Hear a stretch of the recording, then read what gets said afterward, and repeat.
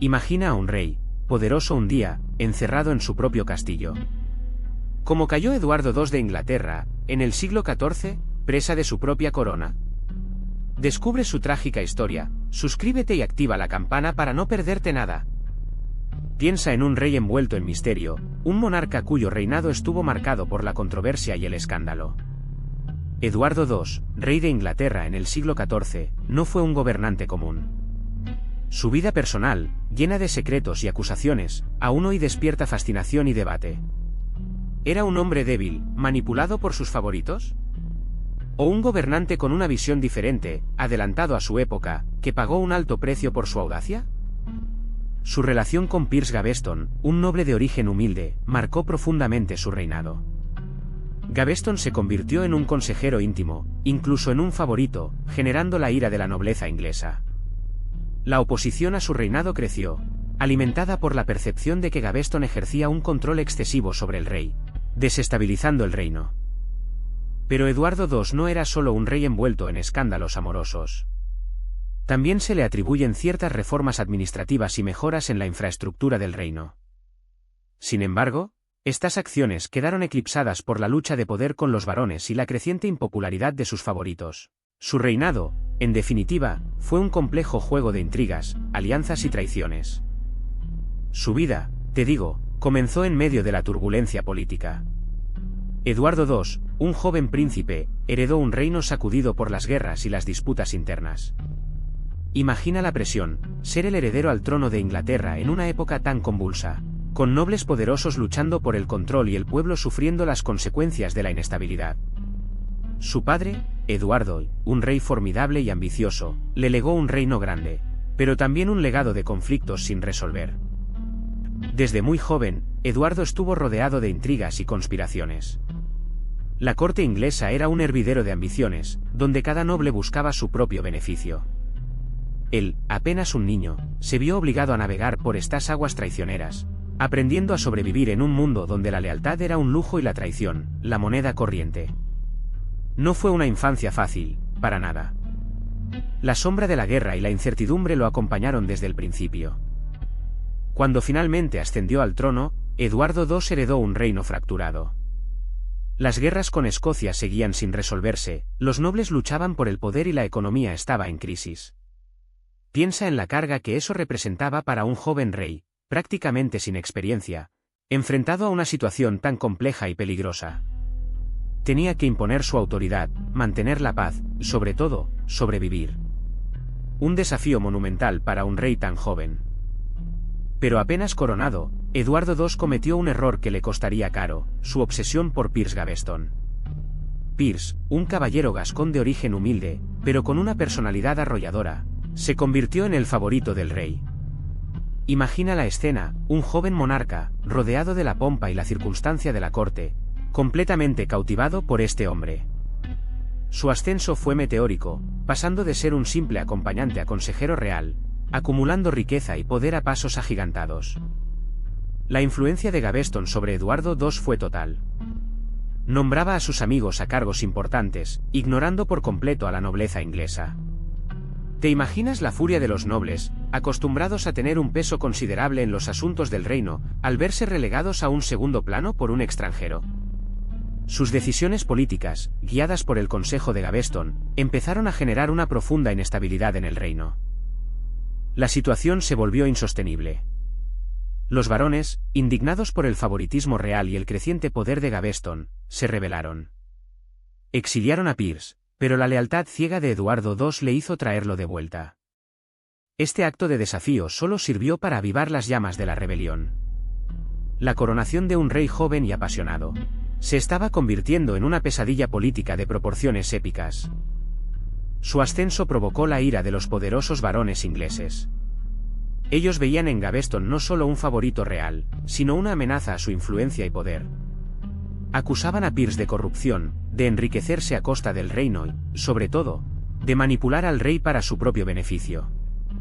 Tú verás cómo esta creciente tensión, alimentada por los susurros y las intrigas palaciegas, se convertiría en una tormenta perfecta.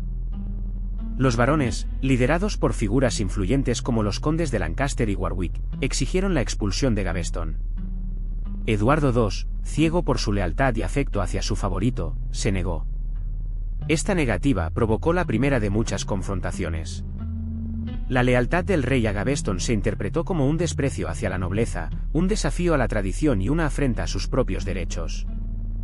La presión se intensificó. Los varones, descontentos y con el apoyo popular, amenazaron con la guerra abierta.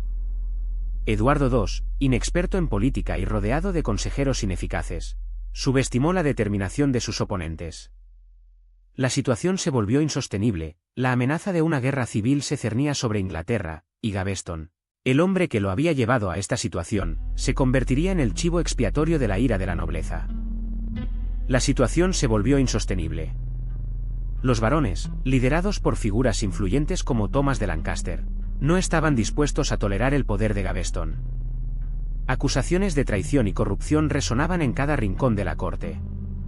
Tú mismo podrías imaginar la tensión palpable, la amenaza latente de una guerra civil que se cernía sobre Inglaterra. La paciencia de los nobles se había agotado, y la furia de sus ejércitos se preparaba para desatar su ira. El rey, ciego por su lealtad a Gaveston, intentó resistirse. Pero la fuerza de los varones era abrumadora.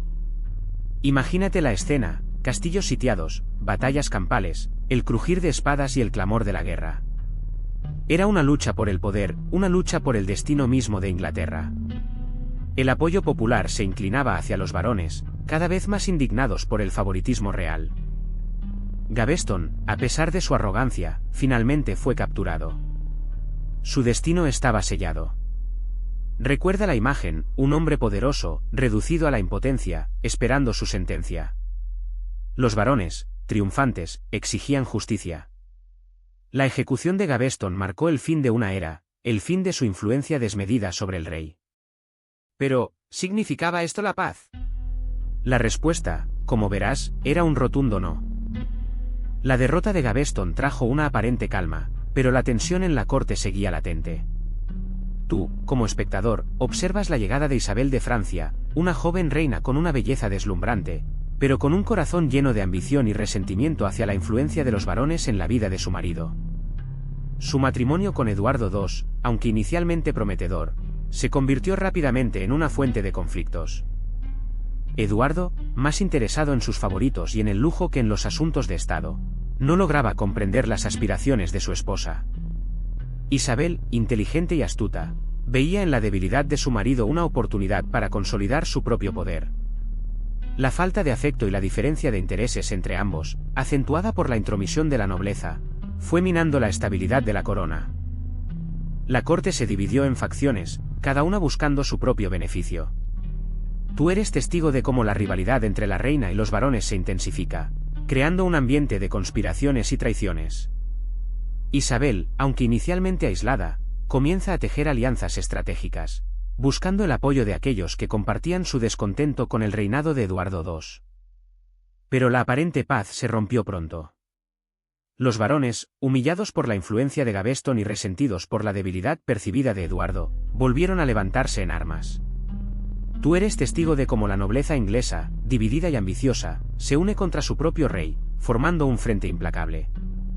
El país se sumió nuevamente en el caos de la guerra civil, con castillos sitiados y batallas campales que teñían de rojo los campos de Inglaterra. Eduardo, un rey acostumbrado al lujo y a la comodidad, se vio repentinamente asediado. Sus castillos, otrora símbolo de poder y opulencia, se convirtieron en fortalezas sitiadas, bajo el constante asedio de los rebeldes. Imagínate la desesperación del rey, encerrado entre muros de piedra, escuchando el rugido de las catapultas y el clamor de los guerreros enemigos. La guerra se prolongó, agotando los recursos y la moral de ambos bandos. Tú ves cómo la lealtad se desmorona, traiciones y alianzas cambiantes marcan el ritmo de la contienda. Eduardo, atrapado en su propio laberinto de poder, se encuentra cada vez más aislado, rodeado de enemigos tanto dentro como fuera de sus muros. La imagen de un rey poderoso se desvanece, reemplazada por la de un monarca desesperado, luchando por su supervivencia. Tras la humillación sufrida a manos de los varones, la posición de Eduardo II se debilitó considerablemente. Su incapacidad para controlar a sus nobles y su insistencia en favorecer a sus favoritos, como Piers Gaveston, lo aislaron aún más de la nobleza inglesa. Tú ves cómo la desconfianza se instala entre el rey y sus súbditos, minando su autoridad y prestigio. Su gusto por el lujo y la extravagancia, en contraste con la pobreza de muchos de sus súbditos, incrementó su impopularidad. Los gastos excesivos de la corte y la percepción de que Eduardo II se preocupaba más por sus placeres personales que por las necesidades del reino, alimentaron el descontento popular. Tú eres testigo de cómo los murmullos de desaprobación se convierten en un clamor creciente.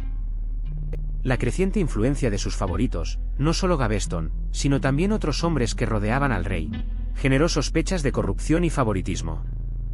La percepción de que el rey estaba siendo manipulado y que las decisiones importantes se tomaban en beneficio de unos pocos, en lugar del reino, erosionó aún más su credibilidad.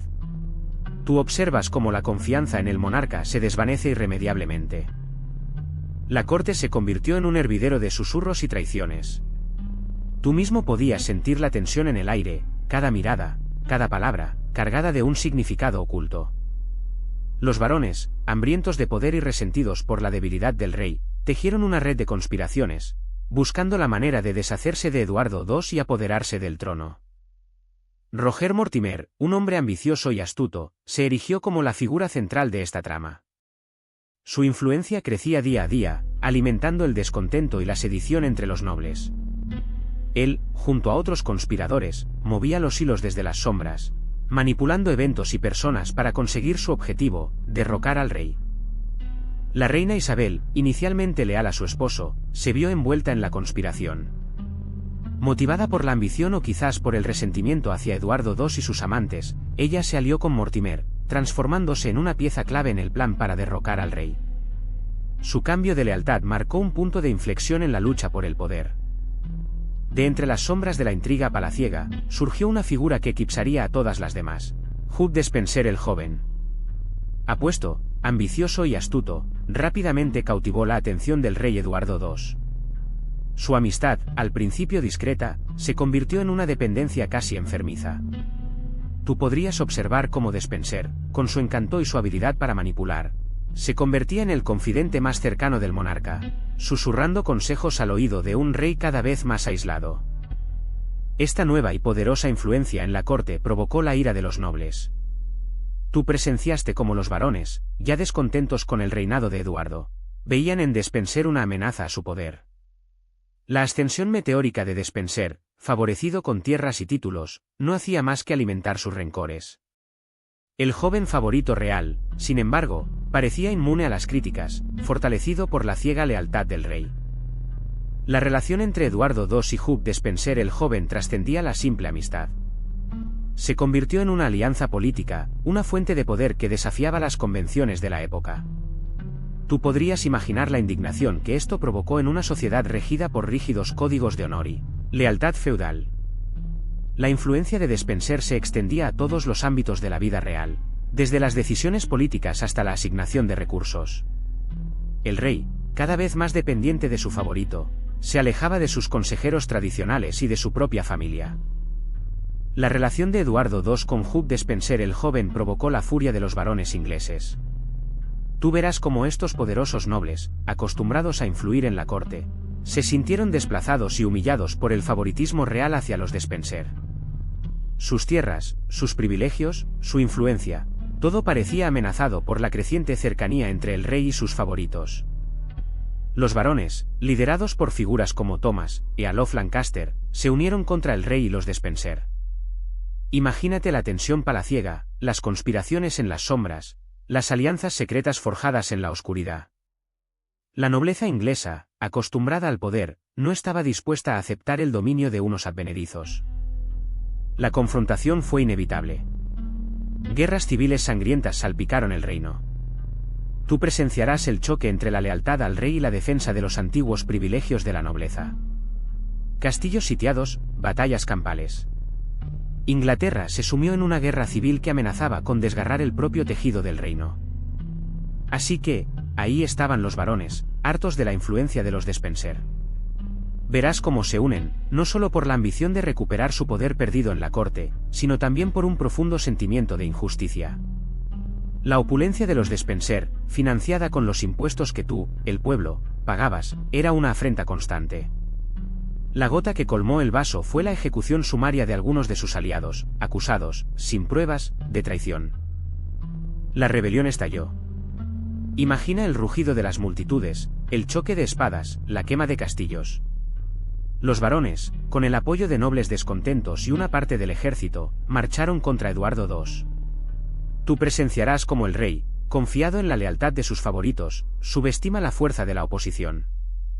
Se enfrentó a una fuerza abrumadora, un ejército que representaba no solo la ambición de poder, sino el clamor de un pueblo cansado de la tiranía. La batalla fue rápida y decisiva. Eduardo II, traicionado por algunos de sus propios hombres, vio cómo su ejército se desmoronaba. La derrota fue humillante.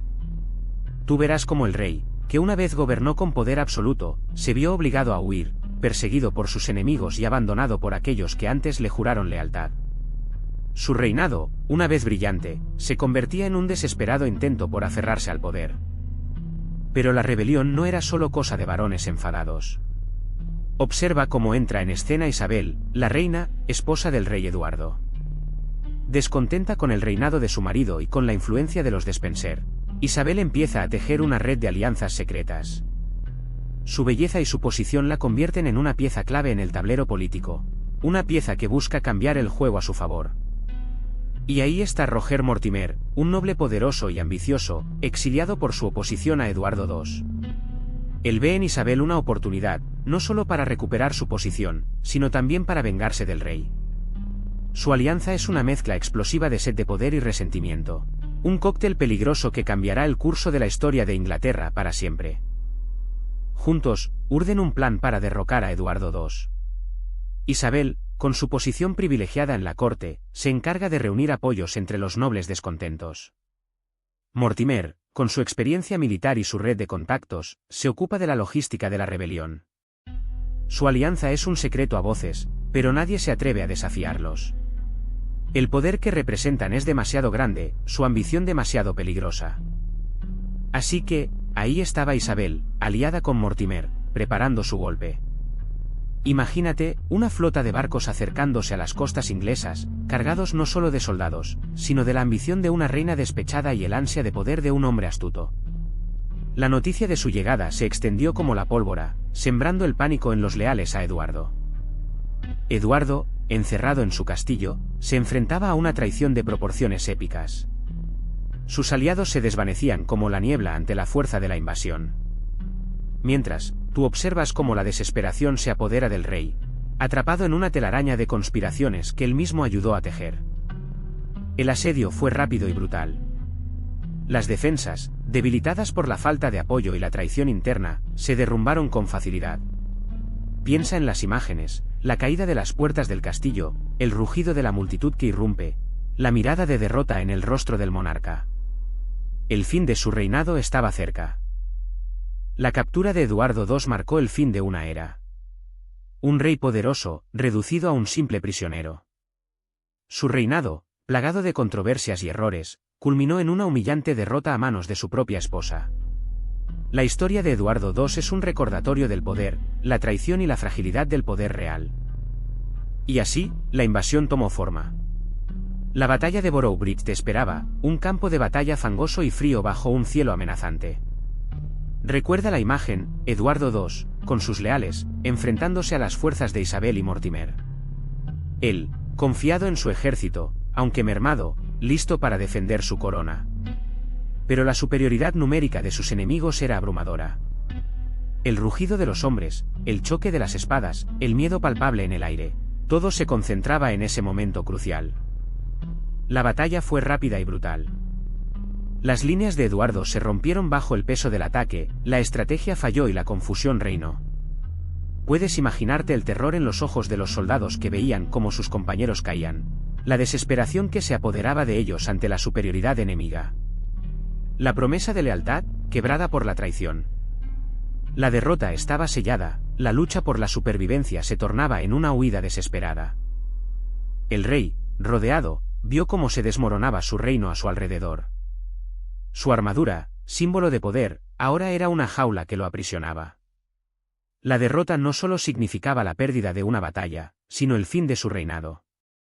su captura, inevitable, marcó el inicio de un nuevo capítulo, oscuro y lleno de incertidumbre, en la historia de Inglaterra. La corona, símbolo de su poder, pronto se convertiría en una carga. La derrota en Boroughbridge marcó el fin de tu reinado, Eduardo. ¿Te imaginas, encadenado, conducido como un criminal a través de las calles fangosas de un reino que una vez fue tuyo? El rugido de la multitud, una mezcla de desprecio y curiosidad, te acompañaba. Tu orgullo, tu poder, se desvanecían con cada paso, reemplazados por la fría realidad de la prisión. Tus días de esplendor quedaron atrás. El castillo, antaño símbolo de tu autoridad, ahora se convertía en tu cárcel. Sus muros imponentes, antes testigos de fiestas y banquetes, ahora resonaban con el eco de tus pasos cautivos. La opulencia se desvanecía, dejando tras de sí la fría piedra y la constante amenaza de la incertidumbre. La comida, antes exquisita, ahora era simple y escasa. Tus consejeros, antes aduladores, ahora te observaban con una mezcla de miedo y desdén. Cada día era una repetición monótona del anterior, una lenta agonía que erosionaba tu espíritu. La soledad, tu nueva compañera, se volvía insoportable, un peso más pesado que las cadenas que te aprisionaban. El rugido de la multitud se desvaneció, reemplazado por el silencio opresivo de tus muros de prisión. Kenilworth, otrora símbolo de poder, ahora era tu jaula. Imagina la humedad fría que se filtraba entre las piedras, el hedor a moho y a miedo que impregnaba cada rincón. Tus días, antes llenos de lujos y poder, se redujeron a una existencia monótona y degradante. La comida, escasa y de mala calidad, apenas te permitía mantenerte con vida. Los guardias, rostros endurecidos por la crueldad, te vigilaban constantemente, recordándote tu caída en desgracia. Cada mirada, cada susurro, te recordaba la pérdida de tu corona y la humillación de tu cautiverio. La soledad era tu peor tortura. Aislado del mundo exterior, de tus amigos, de tu familia, te enfrentabas a tus propios demonios. El peso de tus errores, las traiciones, las guerras perdidas, te aplastaban, dejando una profunda marca en tu alma. El rey que gobernó Inglaterra, ahora era solo un prisionero, sin poder ni gloria. El tiempo se estiraba, cada día una repetición monótona del anterior. La esperanza se desvanecía lentamente, reemplazada por una apatía profunda. Tu castillo, tu reino, se habían convertido en un cruel recordatorio de lo efímero del poder y la amarga realidad de tu cautiverio. La humedad fría se colaba en tus huesos, pero la sed de libertad era mayor. Kenilworth, con sus gruesos muros y guardias impasibles, no te iba a contener para siempre. Comenzaste a urdir un plan, observando cada rutina, cada descuido. ¿Un túnel, quizá? ¿Una distracción que te permitirá escapar en medio del caos? La idea de la fuga te obsesionaba, día y noche, alimentando una llama de esperanza en tu corazón. Tus aliados, aún leales a pesar de todo, te ayudaron. Un noble, arriesgando su vida, te pasó planos detallados de las guardias nocturnas. Otro, te proporcionó herramientas rudimentarias, escondidas en un paquete de ropa. Cada noche, en la oscuridad, trabajabas en silencio, con la esperanza de que la libertad estuviera al alcance de tu mano. El riesgo era inmenso, la pena, la muerte. Pero la suerte no siempre está de tu lado. Un guardia, alerta a cualquier movimiento sospechoso, te descubrió. Tus planes se vinieron abajo. El sonido de las botas acercándose, el golpe seco de las puertas abriéndose, el rostro del guardia, lleno de una mezcla de miedo y resentimiento, te marcaron para siempre. El sueño de la libertad, por ahora, se desvanecía entre las frías piedras de tu prisión. Pero la prisión no silenciaba los susurros.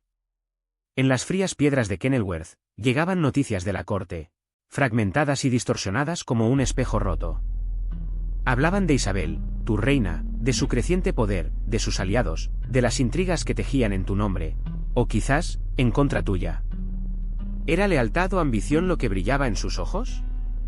Los rumores se convertían en armas, cada palabra un dardo envenenado lanzado desde la distancia. Se decía que Mortimer, tu enemigo, se había hecho con el control de la corte, manipulando a Isabel para deshacerse de ti. Que conspiraba con nobles descontentos, sembrando la discordia para asegurar su propia posición. Cada rumor era un golpe, una punzada de duda sobre la lealtad de quienes antes te habían jurado fidelidad. ¿Podrías confiar en alguien? Había alguien que realmente te quería libre. Otros susurraban sobre una posible invasión francesa, aprovechando la inestabilidad del reino.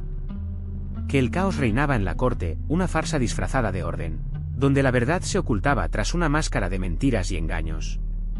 La incertidumbre te carcomía por dentro, tan peligrosa como la humedad de las piedras que te rodeaban.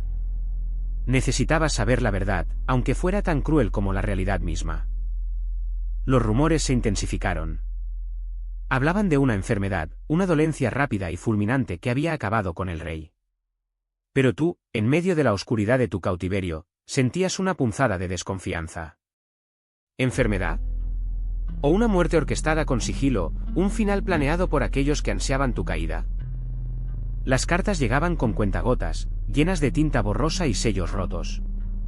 Mencionaban un ataque repentino, una agonía breve, pero nada concluyente. La ambigüedad era una herramienta poderosa en manos de tus enemigos. Te preguntabas si alguna vez conocerías la verdad, si algún día sabrías cómo había llegado tu fin. La versión oficial, una muerte por enfermedad, te parecía una farsa. Conocías la voracidad de tus enemigos, su sed de poder, la facilidad con la que podían manipular los hechos a su antojo. ¿Te habían envenenado? ¿Te habían asesinado de una forma más cruel y sigilosa? ¿Pero esa enfermedad realmente existía? Tú, encerrado en tu celda, escuchas susurros, teorías que se deslizan como serpientes entre las sombras. Algunos hablan de veneno, un trago mortal administrado por la mano de un enemigo. Isabela, la reina, fría y ambiciosa, deseando el trono para su hijo, Eduardo III. Su influencia sobre los nobles era evidente, su poder, cada vez mayor. Otros apuntan a Roger Mortimer, el amante de Isabel, un hombre poderoso y despiadado que ansiaba el control total del reino.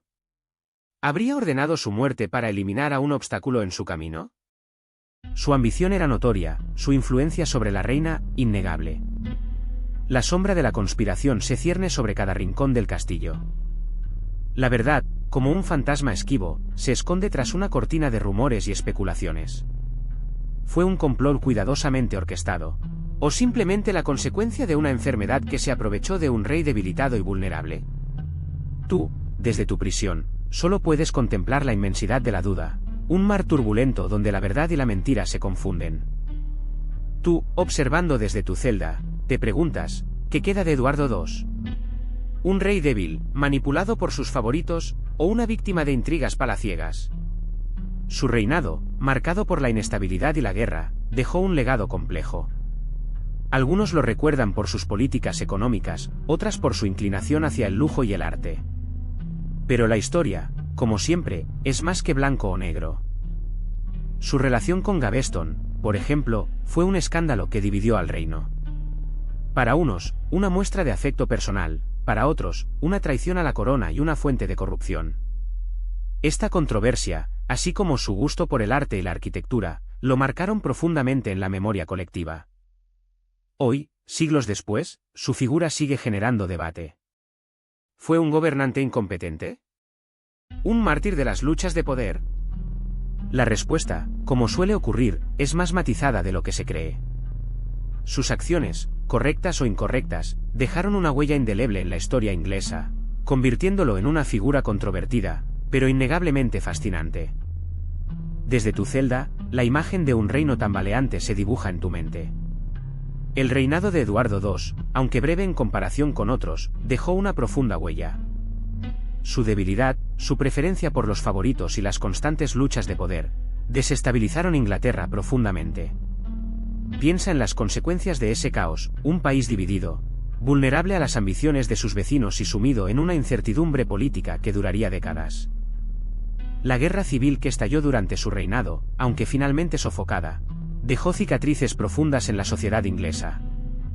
La nobleza, dividida en facciones rivales, luchó por el poder, debilitando la estructura misma del gobierno. Imagina el impacto en la economía, en las vidas de campesinos y artesanos, víctimas de la violencia y la inestabilidad. La deposición y el asesinato de Eduardo II sentaron un precedente peligroso. La sucesión al trono se volvió aún más incierta, alimentada por las ambiciones de los nobles y la falta de un heredero fuerte. Su muerte no puso fin a las luchas de poder, sino que las intensificó, creando un ambiente de intriga y violencia que marcó el curso de la historia inglesa durante mucho tiempo. Desde tu celda, la imagen de un rey débil se impone, ¿o fue un hombre incomprendido por su época? La historia, escrita por los vencedores, lo presenta como un monarca ineficaz, dominado por sus favoritos y ajeno a las necesidades de su reino. Pero, ¿qué hay más allá de las acusaciones de incompetencia y despilfarro? ¿Qué pasaría si revisáramos la narrativa con una mirada más crítica? Piensa en las presiones que sufrió. La nobleza inglesa, ávida de poder, constantemente conspiraba contra él, cuestionando su autoridad y buscando debilitar su reinado. Sus decisiones, aunque a veces criticables, quizás fueron tomadas en un contexto de constantes amenazas y traiciones. Quizás, su aparente debilidad era una estrategia de supervivencia en un mar de enemigos. Su relación con Piers Gaveston, a menudo señalada como prueba de su incapacidad para gobernar, podría interpretarse de otra manera. ¿Fue una muestra de debilidad o una expresión de su personalidad, de su necesidad de afecto y lealtad en un mundo hostil? ¿Acaso el amor, en lugar de la incompetencia, fue el verdadero motor de sus decisiones? Recuerda que la historia está escrita por los vencedores, y la imagen de Eduardo II ha sido moldeada por aquellos que lo derrocaron. ¿Fue realmente un rey débil, o simplemente un hombre que se encontró en el lugar equivocado en el momento equivocado, víctima de las ambiciones de una nobleza despiadada? La respuesta, quizás, se encuentra en los grises, entre la debilidad y la incomprensión.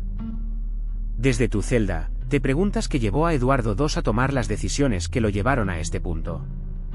¿Fue realmente debilidad, o una visión diferente del poder?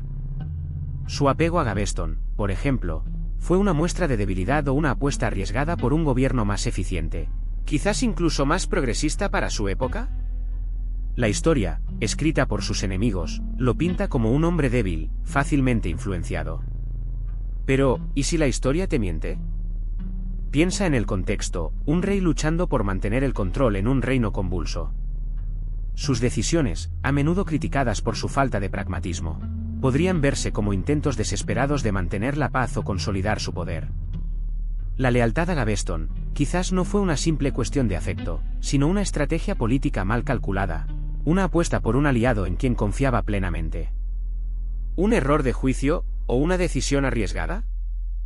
Quizás su personalidad, su inclinación por la belleza y el arte, lo apartaron de las convenciones de la época.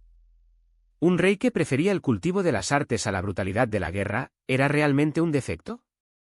¿O una visión diferente de la realeza, una que la historia, escrita desde la perspectiva de los guerreros, simplemente no pudo comprender? Analiza su reinado más allá de las acusaciones de ineficacia y debilidad. Observa sus decisiones con un ojo crítico, pero también con compasión. Desde tu celda, piensas en el impacto que tuvo la homosexualidad de Eduardo II en su reinado. En una época donde la masculinidad se definía por el poderío militar y la procreación, su relación con Piers Gaveston desafiaba las normas sociales. La abierta demostración de afecto entre ellos no solo escandalizó a la nobleza, sino que también debilitó su posición política, convirtiéndose en un arma utilizada por sus enemigos. Recuerda cómo la oposición a su relación con Gaveston se convirtió en una revuelta abierta. Los nobles, celosos del favoritismo real y escandalizados por su orientación sexual, vieron en Gaveston una amenaza a su poder e influencia. La narrativa que construyeron alrededor de su relación se basaba en la debilidad y la ineficacia de un rey dominado por su amante, una estrategia que resonó en un público que ya estaba descontento con su gobierno. Para entender la situación, tienes que pensar en el contexto histórico. La homosexualidad no era vista como una orientación sexual en la manera que la entendemos hoy. Era una cuestión de poder, de desafiar la norma establecida, de subvertir el orden social. La reacción de la nobleza no fue simplemente moral, sino política. Era una lucha por el control del reino, y la relación de Eduardo II con Gaveston se convirtió en el símbolo de su debilidad y decadencia. Pero aquí, en esta prisión de piedra, también recuerdo a Isabel de Francia, mi reina. Su belleza, inicialmente un activo político en nuestro matrimonio, se convirtió en un obstáculo. Su familia, poderosa y ambiciosa, siempre buscó influir en mi reinado, a menudo en contra de mis deseos. Su lealtad, a pesar de mis pecados, fue un faro en la tormenta de mi vida. ¿Fue ella mi mayor aliada o mi mayor adversaria? La historia, como siempre, es ambigua. Y luego están mis hijos, Eduardo y Juan. Eduardo, mi heredero, un niño que nunca comprendió del todo la turbulencia que lo rodeaba. Su inocencia, una carga en estas circunstancias. ¿Lo protegí lo suficiente? ¿O mi propia lucha por el poder lo expuso demasiado pronto al juego mortal de la corte inglesa? En cuanto a Juan, mi hijo menor. Su destino, ligado al mío, fue sellado por la ambición de otros. Un peón en el juego de poder que definía mi reinado, un niño inocente atrapado en la red de intrigas y traiciones que tejieron mis enemigos. ¿Podría haber hecho algo diferente para protegerlos? La pregunta me atormenta, incluso aquí, en mi confinamiento. Oderosa, me traicionó. Verás, la monarquía en Inglaterra, en aquella época, no era un asunto de poder absoluto. Yo era el rey, sí, pero mi poder dependía en gran medida de los varones, nobles terratenientes con ejércitos propios y una influencia inmensa en el Parlamento. Ellos eran la piedra angular del sistema, y su lealtad, o su falta de ella, determinaba mi destino. Tenían el poder de desafiarme, de oponerse a mis decisiones, incluso de rebelarse abiertamente si consideraban que mis acciones iban en contra de sus intereses. Recuerda que ellos controlaban grandes extensiones de tierra, ejércitos privados, y poseían una riqueza inmensa. Su consentimiento era esencial para cualquier decisión importante, desde la recaudación de impuestos hasta la declaración de guerra. Mi matrimonio con Isabel fue un claro ejemplo de la intrincada red de poder. Su familia, los Capetos franceses, eran poderosos aliados, pero también una amenaza potencial. Los varones ingleses vieron en mi matrimonio una oportunidad para fortalecer sus propias posiciones, o para debilitarme si yo no jugaba bien mis cartas. La política era un juego de alianzas y traiciones, un tablero de ajedrez donde cada pieza, incluyendo al rey, estaba en constante riesgo. Pero volvamos a la economía, que era el verdadero nervio de la guerra, o de la paz. Tú imaginas un reino poderoso, ¿verdad? Pues la realidad era más compleja. La lana, la base de nuestra riqueza, sufría fluctuaciones constantes en el mercado. Un buen año significaba prosperidad para los mercaderes y una recaudación de impuestos decente para la corona, pero una mala cosecha, ¡ay, amigo mío!, significaba hambre, descontento y, por supuesto, menos dinero en las arcas reales. La agricultura, la base de todo, era caprichosa. Dependía del clima, de las plagas y de la suerte. Una mala cosecha podía llevar al hambre y a las revueltas. Y esas revueltas, créeme, eran mucho más peligrosas que cualquier conspiración palaciega. La gente, con el estómago vacío, no se preocupaba de las disputas entre nobles, se preocupaba por sobrevivir. El comercio, aunque floreciente en ciertas áreas, estaba sujeto a impuestos y aranceles que a veces estrangulaban la economía. Los varones, esos mismos que me traicionaron, controlaban rutas comerciales importantes, exigiendo su parte del pastel, dejando poco para la corona y para el pueblo. Era un sistema complejo, un laberinto de intereses enfrentados donde la prosperidad era un espejismo y la crisis, una amenaza constante. Pero volviendo a Eduardo II, imagina su vida en medio de todo esto. Tú, un rey, rodeado de una corte compleja, llena de intrigas y luchas por el poder. Piensa en los banquetes fastuosos, en la música y la danza, en la religión que impregnaba cada aspecto de la vida, desde las oraciones matutinas hasta las procesiones grandiosas. Recuerda que la Iglesia tenía un poder inmenso, influyendo en la política, la cultura y la vida diaria de todos. La vida cotidiana para la mayoría no era tan esplendorosa. Tú, un campesino, trabajando la tierra del amanecer al anochecer, luchando contra el hambre y las enfermedades. Imagina la vida en un pequeño pueblo medieval, con sus casas de madera y paja, la iglesia en el centro, la gente reunida en la plaza, compartiendo historias y preocupaciones. La comunidad era esencial para sobrevivir. El arte y la arquitectura reflejaban la fe y el poder de la época. Tú, paseando por las calles de una ciudad medieval, admirando las imponentes catedrales góticas, con sus vidrieras coloridas y sus arcos apuntados. Piensa en los manuscritos iluminados, verdaderas obras de arte, que contenían textos religiosos y literarios, cuidadosamente decorados con oro y colores vibrantes. Eran símbolos de la cultura y la espiritualidad de la época. Imagina las imponentes murallas de su castillo, robustas piedras que desafiaban el paso del tiempo, testigos mudos de sus alegrías y desgracias. Piensa en las torres altísimas, puntiagudas como lanzas dirigidas al cielo, cada una pieza de una compleja arquitectura defensiva. Eran tiempos de guerras, de castillos que no solo eran residencias reales, sino también fortalezas inexpugnables. Dentro, la opulencia de la corte se reflejaba en los tapices que adornaban las paredes, escenas de caza y batallas bordadas con hilo de oro, un lujo que contrastaba con la austeridad de la vida campesina. Observa los detalles de los vitrales, piezas de arte que filtraban la luz, creando un ambiente misterioso y mágico en las capillas y salones reales. Cada pieza, una obra maestra del arte gótico. El arte del siglo XIV era un reflejo de la sociedad, religioso, pero también mostrando la creciente riqueza y poder de la monarquía. Observa las esculturas, muchas de ellas representando figuras bíblicas o reyes y reinas, con detalles minuciosos y una expresión de poder y solemnidad. Piensa en la música que resonaba en los salones, los cantos gregorianos y las melodías cortesanas, un reflejo del esplendor de la vida en la corte real. Ahora imagina la vida diaria dentro de esas imponentes murallas. Tú, en la piel de un cortesano, te levantas al amanecer en una habitación fría, con el sonido de los sirvientes preparándose para el día. El olor a madera y acera recién pulida te envuelve mientras te vistes con tus mejores ropas, observando cómo los rayos del sol se filtran por las ventanas con vitrales. El desayuno es una comida sencilla, pan, carne y vino, pero servida con una elegancia que refleja el poder real. Luego, el día se llena de audiencias, intrigas palaciegas y la constante presencia de la corte. Ves cómo se mueven los nobles, sus vestidos bordados con hilos de oro y plata, sus conversaciones cargadas de poder y ambición. Tú participas en alguna ceremonia, quizás una cena formal, donde la música y la danza acompañan los banquetes suntuosos, un contraste entre la opulencia y la inestabilidad política que se respira en el ambiente. Por la tarde, quizás te encuentres en los jardines del castillo, un espacio de relativa tranquilidad donde puedes alejarte del bullicio de la corte. Observas las flores cuidadosamente cultivadas, escuchas el canto de los pájaros y sientes la brisa fresca en tu rostro.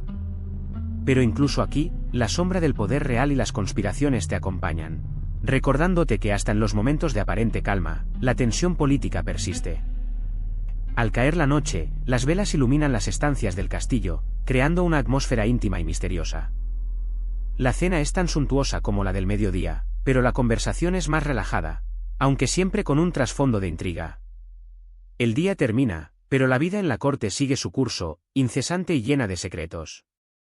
Piensa ahora en otros reyes de la época. Eduardo III, su hijo, heredó un reino en guerra, pero supo consolidarlo con astucia militar. A diferencia de su padre, Eduardo III proyectó la imagen de un monarca fuerte y capaz. ¿Qué hubiera pasado si Eduardo II hubiera mostrado esa misma firmeza? Quizás la historia de Inglaterra habría sido muy diferente, sin esas luchas internas y las humillaciones que marcaron su reinado. Imagina a Carlos IV de Francia, un rey que, a pesar de las guerras y conflictos, mantuvo un control relativamente estable sobre su reino. A diferencia de Eduardo II, Carlos IV era un político astuto que supo navegar las complejidades de la corte francesa y mantener el orden. ¿Te preguntas qué hubiera ocurrido si Eduardo II hubiera mostrado esa misma habilidad política? Recuerda la figura de Felipe VI de Francia, su contemporáneo. Felipe era conocido por su pragmatismo y su capacidad para tomar decisiones difíciles. A diferencia del derrotado Eduardo II, Felipe VI supo mantener la unidad de su reino frente a las amenazas internas y externas. ¿Cómo habría cambiado la historia si Eduardo II hubiese tenido la misma determinación y visión estratégica? ¿Pero qué hay de verdad en la imagen que ha llegado hasta nosotros? La historia de Eduardo II está plagada de exageraciones y distorsiones, moldeada por los intereses de sus enemigos y por la transmisión oral de sucesos dramáticos. Tú mismo puedes observar cómo la figura de un rey débil y afeminado contrasta con la imagen de un monarca capaz y astuto, una imagen que quizá fue construida para justificar su derrocamiento.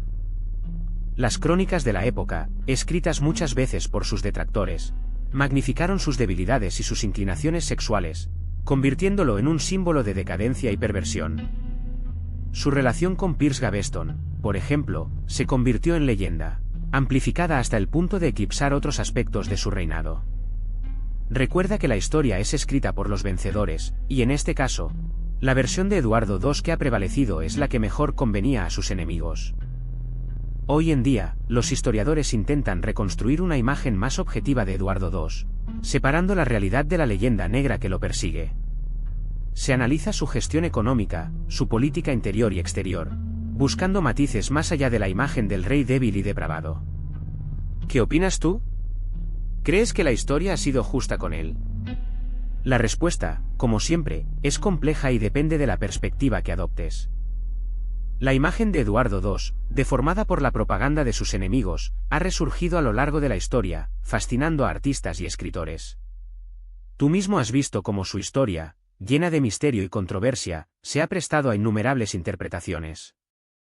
Desde obras de teatro hasta películas, su figura ha sido reimaginada una y otra vez, ofreciendo perspectivas diversas sobre su reinado y su trágica muerte.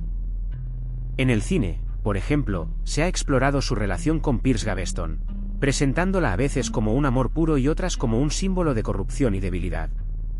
Recuerda cómo estas representaciones cinematográficas han influenciado la percepción pública del rey, a menudo oscilando entre la compasión y la condena. La literatura también ha contribuido a mantener viva la leyenda de Eduardo II.